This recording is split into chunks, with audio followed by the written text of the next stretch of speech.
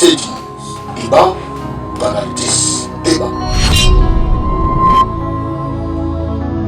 Merci beaucoup. Merci Nabaïne Sozo Landabiso partout. Déjà magazine c'est 10 débats.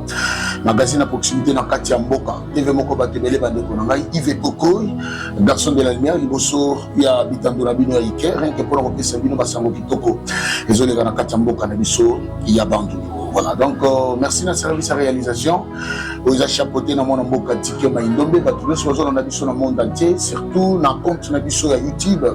Merci na ba message à félicitations, encouragement.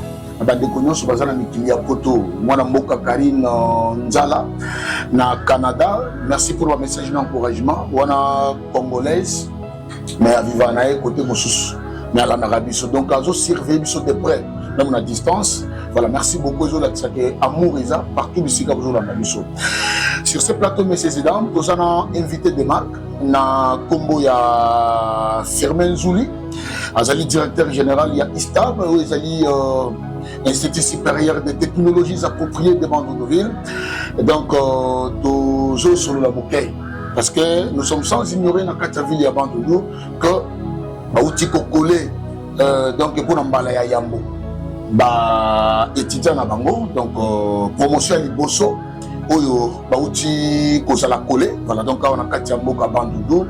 Et c'est là qu'il y a événement vraiment marquant, et puis événement moko Bakebele Bakanita comme si Bakoko Mananzela, mais ce qui nous a déterminé, messieurs et dames, donc à Koko Mana place Oyo Nzambe, à Kana Kipona, voilà, donc trop de félicitations, et puis d'encouragement et belé dans l'équipe Mobima Istab, il y a Istab, tout en commençant par l'air chapeau. On a combo ya Firmin Zouli, le CT Firmin Zouli, donc le DG, voilà. Donc toujours sur le moment où pour la mataleli politique générale, il y a Istab, voilà. Donc on découvre Firmin Botenaï. D'autres papa journaliste. Voilà, vous allez bienvenue dans ces 10 débats, je crois. Et ça, pour la 3e ou 4e fois, vous êtes toujours ici, dans le plateau magazine, dans ces 10 débats. Effectivement. Et voilà, donc, moi, je suis 2 ou 3 personnes partout dans la Bisso. Oui, je suis dans le Cobanso, dans la Bisso. Je suis dans le comité de gestion ya Istab. Des cognosos, enseignants, pato. Na ba ebanso ba kosala mosala butu moi po ete Istab ekende liboso na kopesa mbote na bakonzi ya mboka oyo bandimaki te biso to s'installer awa pe tosala mosala pe na pesi mbote na banono banso oyo bazolanda biso na ngonga ye. Très bien. Merci beaucoup. Voilà. Tu rappelles très bien qu'il y a directeur général de l'Istab, ou il y a Institut supérieur de technologies appropriées de Bandundu. Donc, moi, confusion, c'est qui m'a dit que Istab, mais tout le monde jusque-là, vous en avez un moko. Vous en avez un moko. Confusion, c'est Istab, Azali, il y a un institut supérieur de techniques appliquées. Ils sont technologies appropriées. Très bien. Les alliés kokota lisusu na culture na esaleli na ba momesano oyo ya mboka ya biso po ete totombola mboka na biso na oyo tozali na ya. Voilà. Parlons un peu du déroulement. Il y a d'activités, il y a collation de grades académiques et presque là qui double cérémonie, collation de grades académiques et puis beaucoup clôturer qui peut année 2024-2025 le bel biso moke. Et c'est nous là qui nous pour organiser cette activité. Et Sengo ezali makasi parce que papa nyonso abotaka mwana sepelaka soki mwana akokisi mayema so ye apesi ekwa malako po ete akoma motolobi e biso tosengeli tobanda te mpe tosuka na nzela esengeli tobanda mpe tokoba ntina suka esika ya baparent babimisi bambongo na bango esika basacrifice ya baétudiant basali po ete bakoma esika wana pe biso moko tosali basacrifice ebele po ete totombola eloko yango esengo ezali ete vraiment lelo ezali mokolo malamu po ete tomoni ndenge mama azalaka na mpasi ya kobota na maternité ntango aboti asimbi mwana alobi merci Seigneur mpona manso oyo nzambe asali okati na ye solo tobandaki moke tobandaki nano na arrêté provincial ya fonctionnement en 1921 oyo bakonzi moko bapesaki biso Tango tokobi tosengi arrêté ministériel oyo bapesaki biso, donc biso toza na arrêté ministériel oyo ezosala te bana bapapier bakozwa bazali na litomo ya kotambola mokili mobimba po ya kosala mosala na papier wana, yango esengo na biso yango wana te tobandaki moke moke na niveau ya province. L'état congolais pe atali maito kosala pe a récompenser biso nakopesaka biso arrêté, mais faut toyeba eloko moko makambo ya kosalama na ISTAB, donc bafilière oyo ezali na ISTAB ezali nulle part ailleurs awa, parce que tozomona mwa chevauchement ezali oyo azali na université supérieure okuta section oyo ezali awa te biso ndenge wana te. Biso toye na technologie appropriée oyo bafilière na biso ezali uniquement na kati ya ISTAB. Ndakisa génie industriel tozali bongo na mécanique na électricité, tozali na génie civil, tozali na architecture na bâtiment et travaux publics, tozali bongo na génie informatique oyo na kati tozali na intelligence artificielle pe technique et maintenance ya réseau, tozali na transformation agroalimentaire pe tozali na ba art et métier o tozali na technique d'habillement pe na modélisation.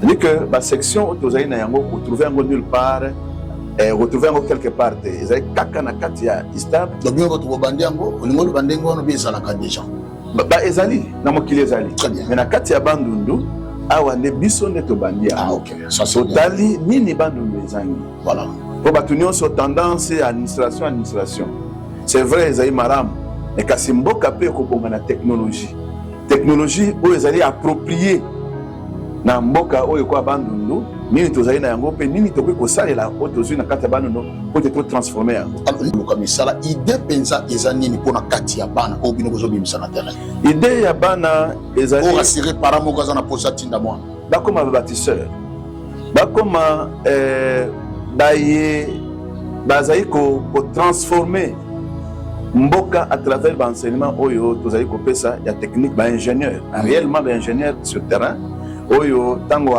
bimi ingénieur électricien, bimi ingénieur mécanicien, bimi moto transformation agroalimentaire, abimi moto intelligence artificielle, bâtiment travaux publics, architecte, abimi to na modélisme to technique d'habillement asala mosala na mboka, asala mosala oyo ko transformer mboka na biso.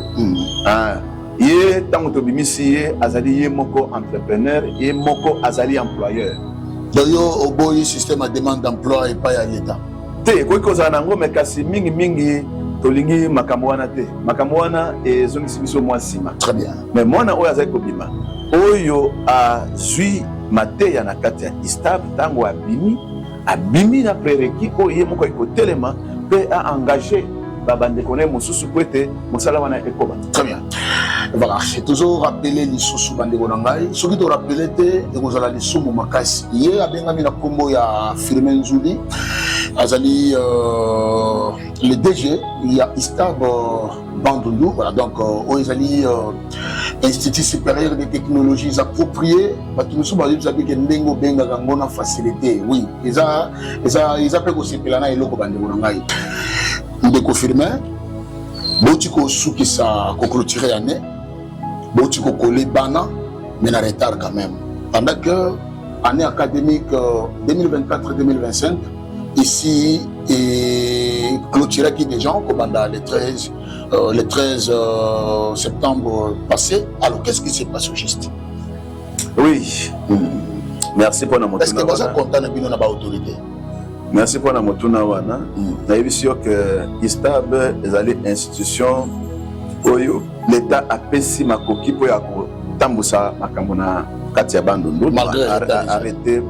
arrêté ministériel. Biso tozali lokola bato mosusu te. Biso tozali na technique. Biso tozali na technologie. Esengeli tolamba biloko malamu ebela malamu po ete makambo nyonso mazala malamu. Tokosa biloko na précipitation te. Pe biso to buki mibeko te. Tango tomoni te sur le plan ya ko sala makambo po ezala malamu tokozala na mwa retard ya une semaine tokomaki déjà avant tosalaki dérogation na ministère donc bakonzi bayebi yango bayebi yango tosalaki dérogation na ministère tolobi te biso le 13 tokokoka mpenza te mais kasi pesa biso une semaine mpe bakonzi bakordaki biso date ya le 20 septembre pour tosala collation donc tozali en dehors ya mibeko te mais c'est par dérogation par autorisation ya bakonzi ya oyo bazoyangela ministère ya enseignement supérieur universitaire recherche scientifique mpe innovation bapesi biso ndingisa wana mpo ya kosala collation yango omonaki bango na kati ya salle bayaki mpo ya kosoutenir emilulu wana donc na mitu ya bato balongolaka tozali hors plaque te tozali hors plaque te tokoki mpe kolanda malanda ngulu te tokoki kosala mosala na biso na motema kimia mama walambaka biloko malamu ayebi ndenge atieli baingrédient na ye mpe ayebi ntango nini nzungu ekobela tokoki kolia biloko ya mobeso. Très bien. tomonaki assistance ya participation juste ya professeur presque ebele tomoni présence ya professeur Mokadi tomoni mpe présence ya recteur oyo azali professeur oyeba kombo na ye recteur ya Uniband. C'est le président de la conférence de la chef d'établissement ya Kwilo abe ayaki ka po boyebana kala bi ayaki pe vraiment mais il est président na biso bosola na bino bien il est président na biso donc muta kotala biso awa donc problème ezate ba institution nyonso muta kotala ba institution nyonso ezali ndeyi donc présence na ye ezali kwa papa ye kotala bana voilà donc l'idée ezalaki comme si boyokana na ndete koyokana na ndenge nini ezali makambo ya mosala ezali makambo ya enseignement ye bapesi ye azala moto molo na biso bon biso tokoyoka nte likambo nini toyeli nini tomonika bango me bato misusu baye te quand même comme si bazwaki invitation te pourquoi boinvite kaka bango misusu baya te invitation bapesaka na moto nyonso okomonégocier oloba bato baolanda biso te invitation bapesaka na moto nyonso très bien bapesi yo invitation eza convocation te so bapesi yo invitation soki ozali na élégance okoya soki omoni mpe ozali occupé na makambo na yo eza problème te c'est une invitation c'est pas une convocation c'est différent nous avons invité tout le monde et nous sommes très contents que oyo barépondaki makambo nyonso ekei malamu on n'a pas besoin ya koyeba mpo nini oyete bani kolanda na ndako na yo te c'est une invitation c'est pas une convocation parce que omoni te absence bandeko mosusu bazalaki invité baete comme si mais ils étaient empêchés wana okoteli bango te ils étaient empêchés yo oso bapesi yo invitation il faut honorer moto wana soki oyete peut-être ozali na makambo na yo eza plus important que makambo très bien ezalaka mwa eloko moke biso tozali na makambo moi pilipili pembodi pour comprendre voilà merci beaucoup bato nyonso bazolanda biso le numéro est affiché toujours rappeler très bien que année académique 2025-2026 je crois qu'à la minute ils ont déjà lancé officiellement messieurs et dames mais est-ce que la porte est déjà ouverte? Oui, inscription c'est bandi. Très bien. Donc clôture qui lobby peut te formuler déjà à partir ya lundi oyo ba porte ezali grandement ouverte. Ça c'est bien. Allez kana siège na biso na bureau na Sadelimi numéro 18 wana. Ba komona bandeko banso yo bazali commis na charge ou inscription et les inscriptions bango calmement. Voilà, donc un message n'a pas parent, message pe na ba nouveau diplômé d'état, surtout beaucoup plus bandeko belé ba bimi bimia baza des gens ba D6, alors il faut ba faire avancer quand même ba niveau. Na zo pesa mbela na ba parents pe na bandeko nyonso bazali susceptible ya kozala inscrit na ISTAB. Ezali abino. Et c'est une importance de que ça la trajet belé ko kende ki Kwitu kende Kinshasa pour ya aux inscriptions na ba institution technique oya bino ezali na porte awa ezali na makambo manso obimi ba pesio ba titre na yo pe enseignement ezali ya qualité ezali na manso ba atelier makambo nyonso ezali pour être bana o ba ko bima bazali susceptible ya kokota na mosala na société pe ko créer misala bango moko biso former ba chômeur te nous former ba oyo soki osilisi otangi maramu otelemi o monter activité na yo et puis vie na yo ebongi malamu. Voilà, Batebele Bazana Woloba Bandalobi, comment se fait-il promotion à Liboso, Balamoko pour dépasser les chiffres 20, pour commis directement dans 32 personnes, 32 étudiants, finalistes. Ezalaki ni misu sur bamba qui ou bien ezalaki pena réellement batuyo bazalaki bana na bino pe bakomi na suka na bango abeti. Et ezali na deux volets. Volet Liboso, ezali comment monisate, il y avait un besoin pressant na kati ya ville Bandundu. Pour ya makambo etali institution technique uto bakangaki ista ezalaki awa ville ezangaki institution technique pour ya formation ya bana. Yango wana ba oyo ba zalaki prêt bayaki pe batangi pe nombre au moni wana. C'est-à-dire que vraiment les besoins se faisaient sentir pour ya institution technique à l'olenge lona. Yami balé zali sérieux. Zali sérieux oyo to tiena mosa na biso po ete makambo e kende liboso. Yango wana oyo to koleka kaizai de za filière moko ya génie industriel. Mécanique na électricité. C'est-à-dire parce que l'architecte bazali parce que l'architecte na cursus na bango ya formation bazana mbula moko na ba mécanicien na ba électricien te. Ah bon? Bango bakenda kati na L4. C'est bon que ça me place wana po moi minga eza trop. Donc l'architecte bazana mbula moko ya formation na batu ya mécanique na électricité te. Tu wana batu nyonso te. Wana batu nyonso te. C'est-à-dire que architecte basé na L3 toi intelligence artificielle bango pe baza cursus moko na ba mécanicien na ba électricien te mbula oyo ba silisi L3 ba koti L4 donc année prochaine au moment na collation na biso ezali ba belé koleka oyo mais wana bozonyo collation sur batuti non ezali te que moi deux poids deux mesures ezali injustice ezali les sous baza collé parce que baza toujours en débandade au moment que ezali programme LMD ministère de l'enseignement supérieur universitaire et recherche scientifique na innovation. Très bien. A pesi biso mikanda esengé tolanda oto bengi programme ya formation ya bana ko bâcler programme de formation ya bana te chaque filière azali na ba nombre d'années na ye pour essayer de respecter ndenge bata médecine bazala banda ki bango nyonso nzela moko baninga basilisi et cursus na bango ba oyo ya architecture ba oyo ya intelligence artificielle bakosilisa année prochaine. Donc année prochaine tozala na ba oyo ya mécanique électricité donc génie industriel tozala na ba oyo ya architecture tozala pe na ba oyo ya intelligence artificielle. Donc ça n'a rien à voir avec nos respects à calendrier. Non, ça n'a rien à voir. Oh, programme ici la guide. Ça n'a rien à voir. Il y a des problèmes, il y a cursus. Oui, l'Obama dit déjà. Il y a des problèmes, il y a cursus, il y a un nombre d'années. Très bien. Donc, on va expliquer par rapport à Tinda Mouana, à Komissa Mouana, na ba filière locale à architecture. Donc, moi, on a 4 ans. Ça, c'est bien. Il faut expliquer parce que architecture, 4 ans. Intelligence artificielle, 4 ans. Vous allez filer, moi, qu'on a pas de comme sous-souté. Donc, on va coller l'année prochaine. Vous allez coller l'année prochaine. Ensemble, vous allez na LD, na mécanique, na électricité. Vous avez photo na bango. Donc, vous êtes tellement organisé. D'abord, félicitations. Merci beaucoup. Il y a pas de monde qui volonté ça pour ça, quand même, on bon exacté. Pour atteindre l'objectif, mais c'est dans. Donc nous ne faisons qu'encourager na bandeko bazana ba bonne idée pour notre développement. Il y a RDC en général. Vous en aurez awa est-ce que vous allez faire une extension quelque part? Est-ce que vision ezali? Je vais la noter. L'idée là nous allons abandonner.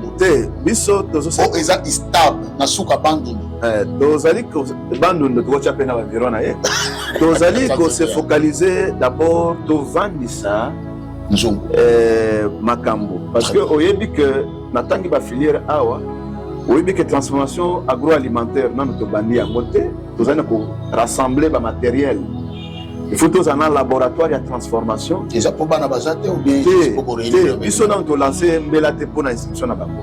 On a nous allons prêter pour le laboratoire na bango, nous allons négocier yango. Et il y a ils ont expliqué transformation agroalimentaire. Na soit exemple terre à terre. Malgré vous allez qui pressé pour relancer déjà na cadre. Et ils allaient oyo to sengi na ministère pour défendre yango. La pesi biso yango. Na soit exemple terre à terre. Très bien. Biso tobotami ya bilanga masango toyebi Potolia to bona masango oyo eza moulu bien conditionné, il faut que ne Kinshasa to ekende poto. Tozwaka masango na mboka awa eye bandundo awa totina basaki awa et que Kinshasa pour la transformation. Mais pourquoi pas to transformer yango awa localement to conditionner yango to tia na ba bourse ya bato nyonso. Tozwaka manga oyo ndenge telaka na décembre. Obi ndenge za la kabando de komi manga na manga. Très bien. Mais nous pouvons transformer. Les alliés d'arrêt alimentaire. Nous devons être prêts à l'équipement dans le laboratoire. Effectivement, on a ça mon amateur, moni manga pour comme purée ya manga, pour comme jus ya manga et sengeli ele kanabeta boyer tala ba condition yango. Ce que lui conditionné yango pour 3 mois, pour 6 mois, pour une année. Kala bilo que sengeli au sala na manga wana yango. Nous avons négocié par le laboratoire. Je pense que à la fin de l'année, Zonga bisika to la mikili poto esika to négocier par le laboratoire et comme la biso a tant que comme il y a aussi ces installations, je pense l'année académique 2026-2027 vous allez prêt à lancer. Vous avez un partenaire. Est-ce que vous frappez ma porte? Oui, vous avez un partenaire. Déjà, mais vous avez un partenaire, mais partenariat ils ont 5 ans. Ça c'est bien. Oui, tu vas payer ça yo. Mais biso moko, vous avez na nini? So ko koti na kati ya Bible. Pour Moïse a kene ko bikisa bana Israël, on zaka tuna ki ozai na nini? Abina na lingenda na ngai. Pour te yezo ale sa 5000 hommes. Atuna ki ba yekoli. Il faut que ça là on est loco. Vous avez na nini? Doana 5 peines à 2 poissons. Boyanaya. Ça c'est très capital. Alors, biso, to limité, tozala ba oyo, kokene hôtel maliboso ya moto na eloko. Mais bosan on est loco. Ça c'est bien. Il faut tozana eloko. Voilà, oyo nazali na yango. On est français, aide-toi, le ciel t'aidera. Ça c'est bien. Voilà.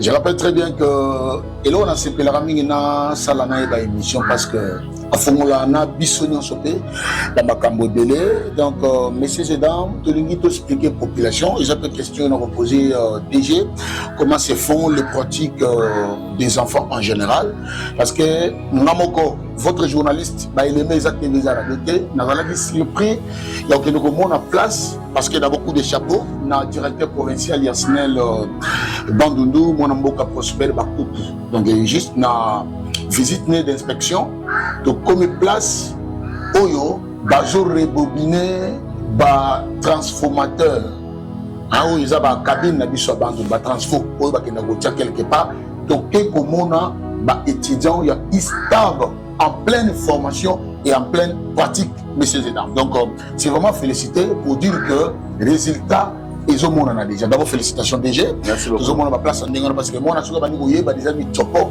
ya transformateur cela veut dire que résultat déjà aux amalams d'autres bana ko consommer pendant vie la banque alors pratique en général et ça m'a déniné oui pratique ya ISTAB d'abord contact cannabis sur mon ça c'est bien ce que na ISTAB au moment oyo ba intelligence artificielle architecture on a déjà la disposition incubation oyo ya makambo etali ba pratique na bango et pende na lobaki to na partenariat liboso vous avez le laboratoire oyo ya professeur Mwanganga ça c'est bien laboratoire wana eza mise en terme à disposition ya bana ISTAB donc na ndenge ezali komontame ndenge wana na conjugué verbe ndenge na lingala problème exact et na ndenge pe bientôt là repota en fonctionnement donc c'est le concours il y a la personne à disposition ya bana pour te bayeba lenge nini makambo wana ezalaka nous avons sur place ici ba oyo bazali na ba atelier le quoi mosala va déjà en partenariat na bango donc la régie des eaux SNEL nous sommes évolué dans le domaine technique. Ce sont des partenaires naturels. Donc, partenaires naturels, il y a ISTAB.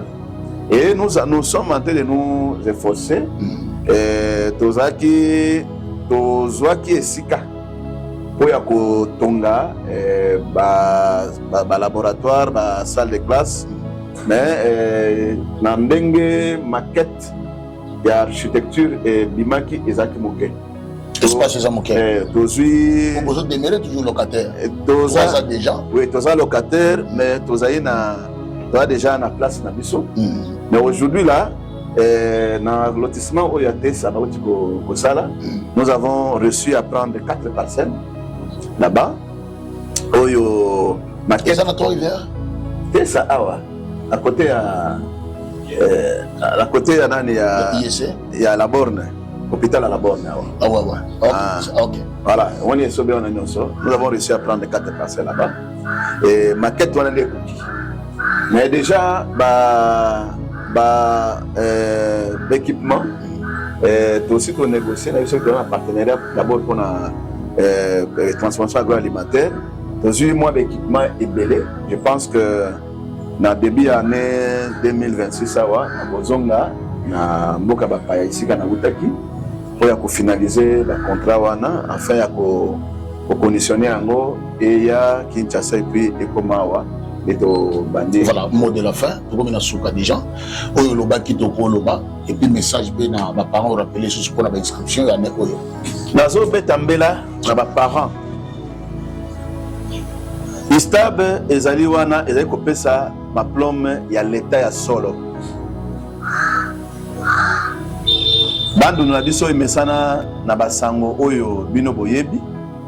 Mena ko yebisa bino batata ba mama kobwaka mbongo esika mosusu te okotangisa mwana tie ekomi na suka batali papier na ye ezali na tina moko te.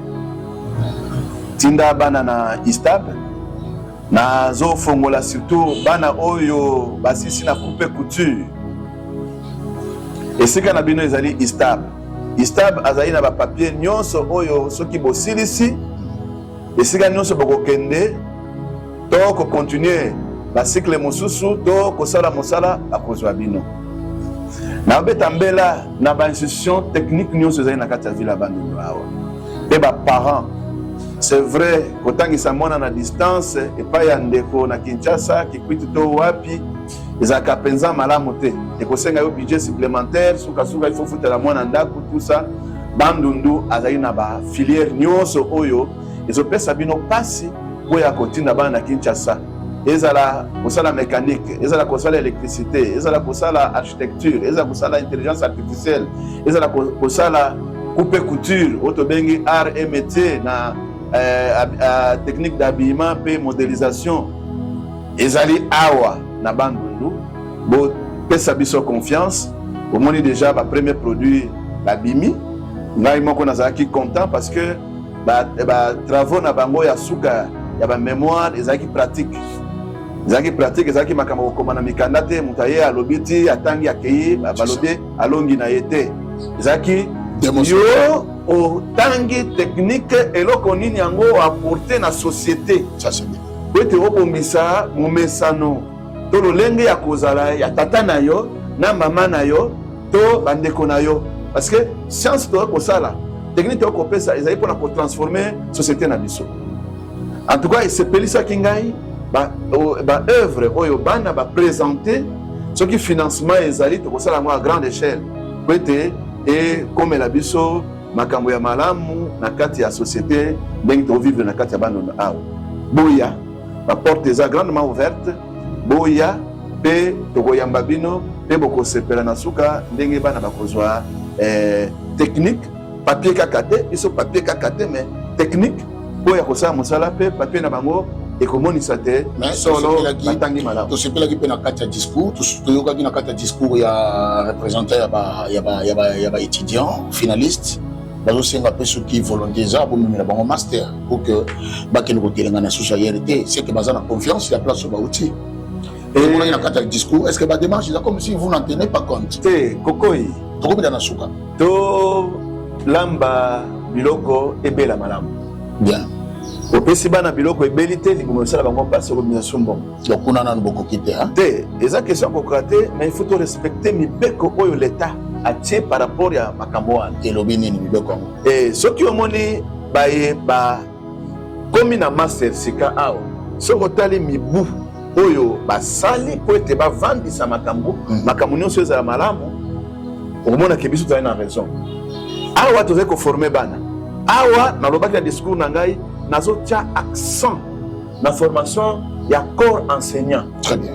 pour être biso toza na baye ba conformer bana ya biso moko ya conformer bana pour être ba enseignement ngo ezala malamu to za précédé to sala kango pour la concurrence na moto te to kanaki pe moto te to kanaki mboka na biso pe ça to pesa mboka na biso maye ya malamu pour être lobby ba sali la mboka boza précédé mboka ekene ni boza précédé to za précédé posa kambongo ezate te to za na posa ya formation ya bana biso landa kambongo te mboka ekolanda biso. Très bien, souci ezalaki na donc voilà voilà, message voilà. Merci beaucoup. Merci Togomina Souka, messieurs et dames. Donc, Touyambaki, le directeur général de l'ISTAB, aux Institut supérieur des technologies appropriées des Bandundu, messieurs et dames. Togomina Souka, merci beaucoup déjà pour répondre à l'invitation à Bisson. Merci à la bande de Bonation. Tout tantôt prochainement. Bye. Bye. Merci. Question que je présente, ainsi qu'à mon nom personnel, je vous salue et vous remercie d'avoir répondu nombreux à notre invitation pour la première fois à la cérémonie de la collation des grades académiques aujourd'hui, samedi 20 septembre 2025. C'est pour moi un grand honneur de prendre la parole en cette occasion solennelle de collation des grades académiques. Ce moment marque l'aboutissement d'un parcours exigeant, mais aussi le commencement d'un engagement nouveau, celui de mettre vos compétences au service de la communauté. Rendons donc grâce à Dieu Tout-Puissant pour des innombrables bienfaits, lui le Créateur, le bâtisseur et le protecteur de tous. Réitérons notre gratitude à notre loyauté au chancelier de l'Université congolaise, son Excellence M. Félix Antoine Tshisekedi Tshilombo, chef de l'État et garant de la nation.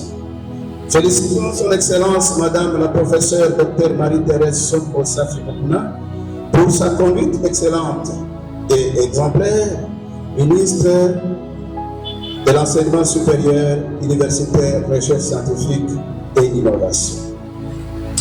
Remercions son Excellence Monsieur le gouverneur de la province de Guinée, qui avait cru à notre initiative en 2021 par son autorisation de fonctionnement provincial, qui avait permis au ministère de l'Essu de valider notre démarche par l'octroi d'un arrêté ministériel, la raison de notre existence. Votre présence témoigne de l'importance que vous accordez à la formation de l'élite provinciale et de la jeunesse en particulier.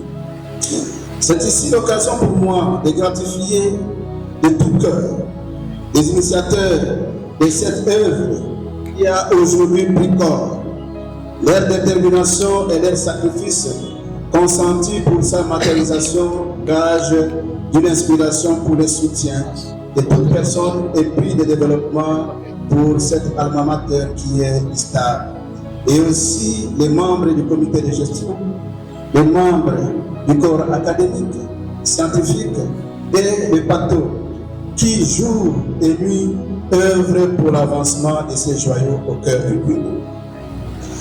Mesdames et messieurs les autorités académiques, honorables invités, chers partenaires et parents, distingués membres du corps enseignant, chers diplômés, mesdames et messieurs, les technologies appropriées, moteurs de développement durable de nos communautés. L'Institut supérieur de technologies appropriées de Bandundu, l'ISTAB ancien, s'est engagé depuis sa création à offrir une formation technique et professionnelle de qualité, adaptée aux réalités locales et aux défis de développement durable.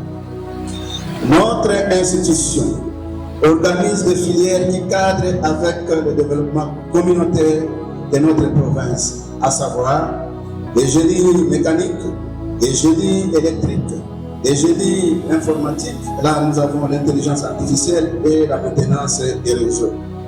Les génies civils, nous avons à son sein l'architecture, bâtiments et travaux publics, la transformation agroalimentaire, les arts et métiers.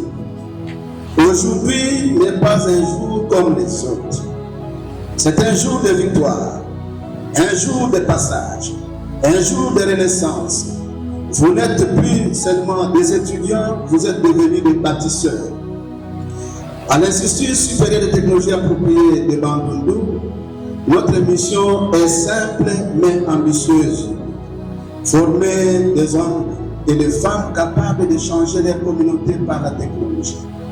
Pas une technologie importée aveuglément, pas une technologie hors de portée, mais une technologie appropriée, contextuelle et humaine. Une technologie qui répond aux besoins réels des populations, qui respecte nos ressources, notre culture et notre environnement. Aujourd'hui, en vous regardant, je vois la preuve vivante que cette mission porte des fruits. Cette année, nous avons diplômé 32 lauréats dans les filières clés, les génies mécaniques et l'électricité. Nous avons noué 10 nouveaux partenariats avec les entreprises locales et internationales pour renforcer l'employabilité de nos jeunes. Nous avons lancé un programme pilote d'incubation pour encourager l'entrepreneuriat technologique chez nos étudiants. L'avenir ne se construira pas dans les grandes salles de conférence. Il se construira dans le village, sur les chantiers, dans les ateliers, dans les start-up des garages. C'est pourquoi notre institut s'engage à innover davantage en mettant la recherche appliquée au service des communautés rurales et urbaines, à former encore mieux en intégrant de nouvelles technologies et les réalités du terrain, à favoriser l'entrepreneuriat pour que chaque diplômé puisse créer, inventer et bâtir, à collaborer plus étroitement avec les entreprises, les ONG, les coopératives et les artisans, à placer l'humain au centre, car aucune technologie ne vaut plus que la dignité d'un être humain. Notre vision reste claire: former des techniciens, des ingénieurs capables de concevoir, adapter et diffuser des technologies accessibles, durables et pertinentes pour le développement local.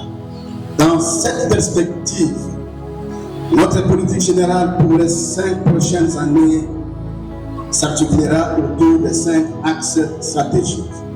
Primo, le renforcement de la qualité de l'enseignement par la formation continue du corps professoral et l'intégration éthique dans la pédagogie.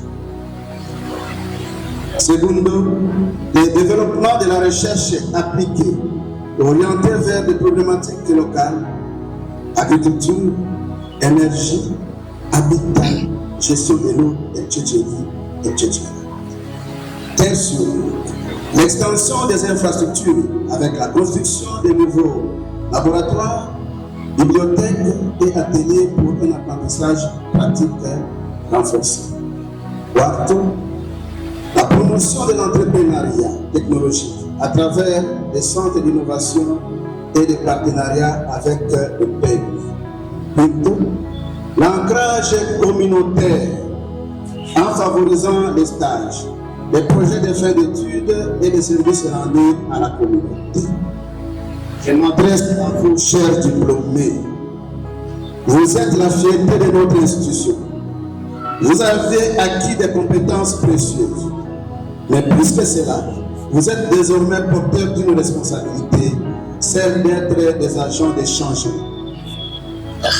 Nous vous encourageons à continuer à apprendre, car la technologie évolue vite, à créer, à innover et à être des ambassadeurs de valeurs de notre institut.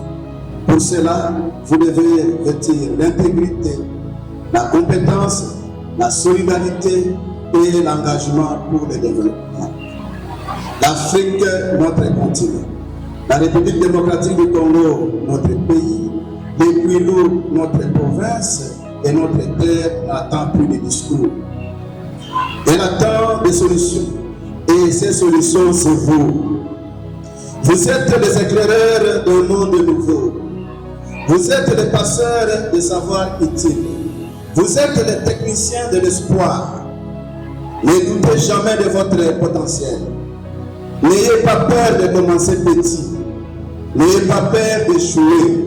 Ayez seulement peur d'abandonner. Je reprends. Vous êtes des éclaireurs d'un monde nouveau. Vous êtes les passeurs de savoir utiles. Vous êtes les techniciens de l'espoir. Ne doutez jamais de votre potentiel. N'ayez pas peur de commencer petit. N'ayez pas peur d'échouer. Ayez seulement peur d'abandonner. Ce que vous emportez avec vous, vous quittez cet institut avec bien plus qu'un diplôme. Vous partez avec la maîtrise du savoir-faire, forgé dans les ateliers, les laboratoires, les bibliothèques, les salles de classe. La rigueur d'un esprit technique capable d'observer, d'analyser et d'innover. La conscience d'un devoir, celui de servir votre pays, votre peuple et votre époque. Mais surtout, vous partez avec un feu intérieur, celui du rêve, de la volonté et de la transformation. Nous lançons un appel pressant à l'État congolais, aux décideurs, aux entreprises, aux partenaires techniques et financiers, aux ONG, appuyer l'enseignement technique et professionnel. Soutenez les technologies locales, soutenez les talents locaux, soutenez nos jeunes. Le développement ne viendra pas d'ailleurs, il viendra d'ici, de chez nous, avec nos mains, avec nos idées, avec les outils que nous avons.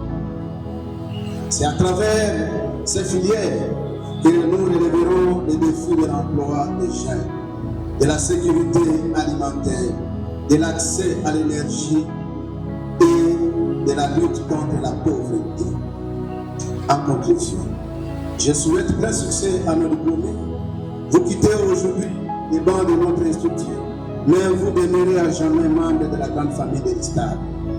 Chers diplômés, partez avec fierté, mais n'oubliez jamais d'où vous venez. Et surtout, n'oubliez jamais pourquoi vous êtes formés. Pour réparer, pour créer, pour construire, pour servir et pour changer la vie des autres. C'est dit. Biba, banalité.